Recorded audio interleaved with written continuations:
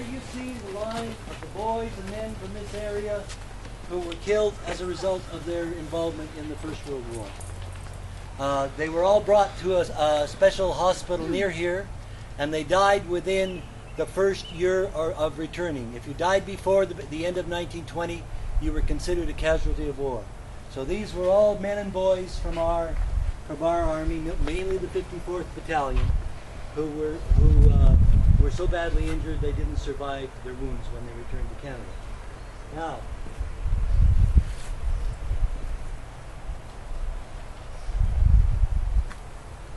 here is the grave of Sergeant Major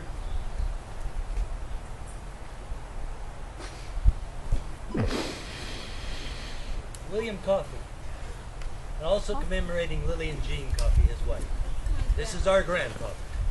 The reason that we are all here is that we carry his genes. If this couple hadn't lived, none of us would be here today.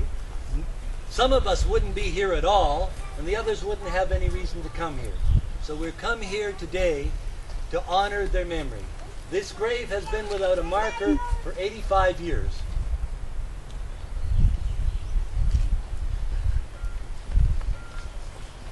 So, today we repair that gap. So I think we will begin with, if we can, with Maureen, if you could pull yourself together. I think that's how the program, just a minute, I wrote the program, so let me make sure we're on track. Wait, which grade? Yeah, Maureen. Have they already put down the... So first of all, Maureen is going to talk a little bit about the soldier and William the soldier. Then we'll have others. Okay, well, I think I'm going to talk about William the soldier as a man of whom we know a few facts and a lot of myths.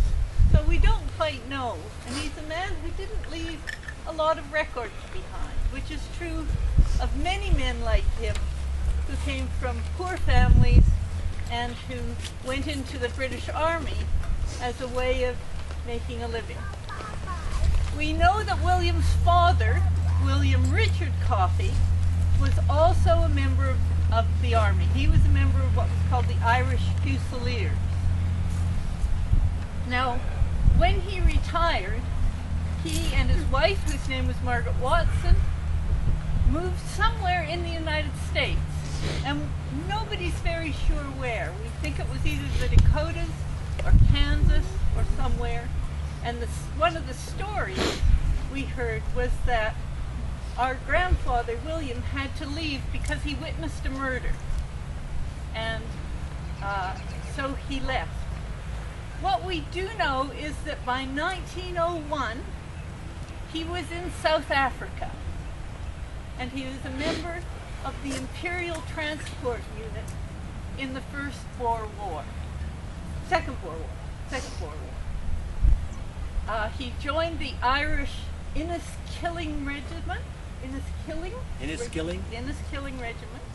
But he clearly became a transport specialist. And then it's kind of a blank. We believe he was in the Caribbean at some point, although it seems very unlikely. That was when he was part of the army. We believe he was in New Zealand. In fact, Auntie Marge, our last living direct descendant, or first generation descendant, thinks that they were on the way to New Zealand when they came through Canada in order to see our grandmother's sister, our Auntie Annie. By 1912, he was in Burma, and he was, at that point, a regimental sergeant major. He was in charge of outposts, and he was also a noted sharpshooter, and won many trophies, and one of which we're going to see today, one of which Ellen is holding there. Now, he had many other trophies, but the other thing we know about him is that he had what would perhaps stereotypically be known as an Irish temper. And so, when they left India and shipped all their goods to London, most of the silver that came was damaged and dented. And what Granny told us was that he heaped it all into a pile in the middle of the living room floor, jumped up and down on it, and went and sold it for cash.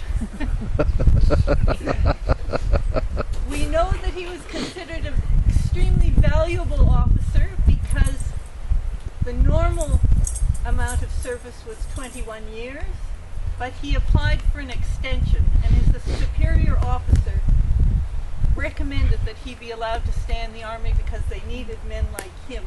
I think particularly in the 1920s, and particularly in Ireland, as Ireland was very troubled at that time. But that was refused, and as a result of that, they decided to emigrate. They took the boat to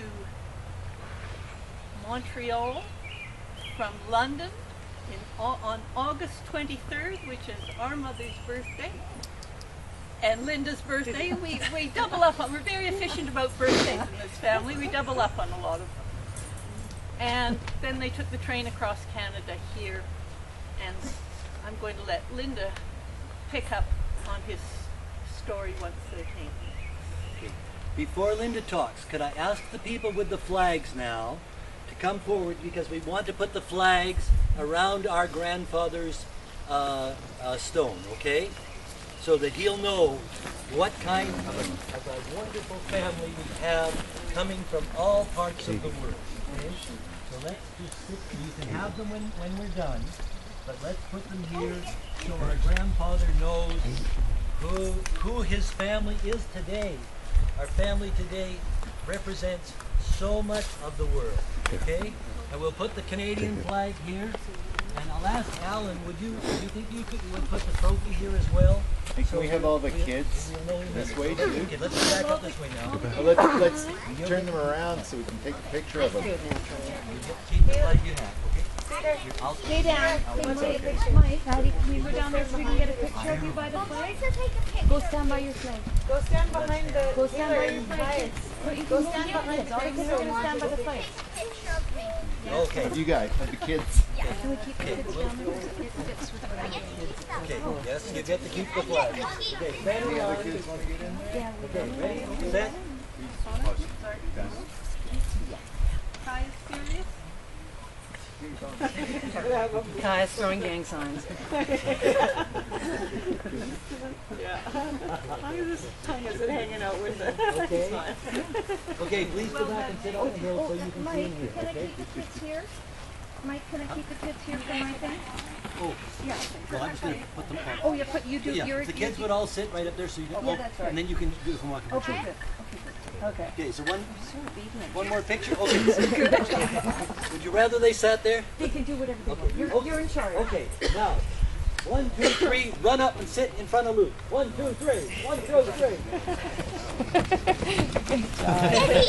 Because there's some things we want you to see most of all. Okay, now over to Linda. Back on target. We're back on target. Okay, so I'm Linda, Marge's daughter, and Marge is the second born of William and Lillian Coffey.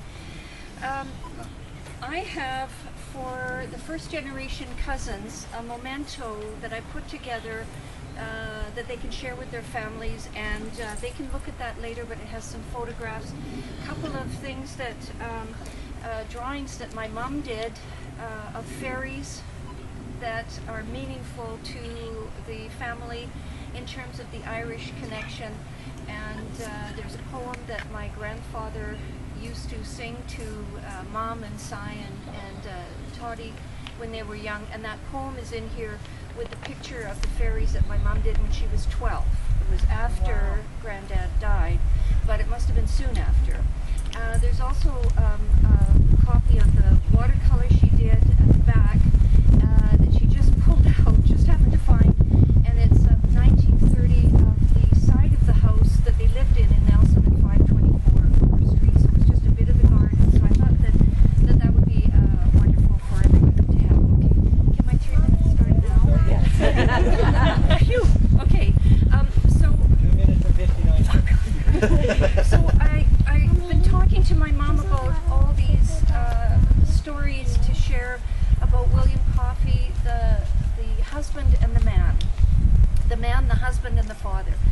And so she remembered a lot, and I just want you to know, and this speaks to the younger generation here, that she's telling these stories through the voice of a 96-year-old woman who remembers